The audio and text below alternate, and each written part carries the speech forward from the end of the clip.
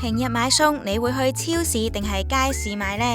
我哋按3餸1湯嘅餐單買餸，睇下超市同埋街市各自要用幾多膠。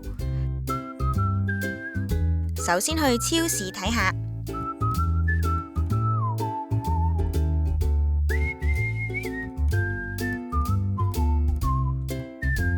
再去街市用自備食物盒買相同嘅食物。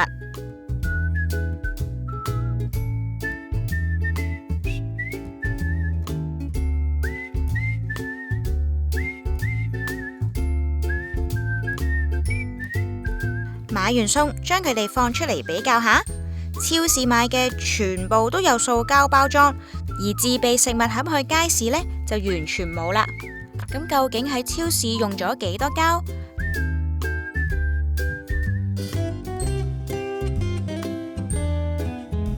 攤開睇下，一餐用嘅塑膠幾乎可以鋪滿成張台。如果餐餐飯都咁樣買餸，一年就會鋪滿一個籃球場噶啦。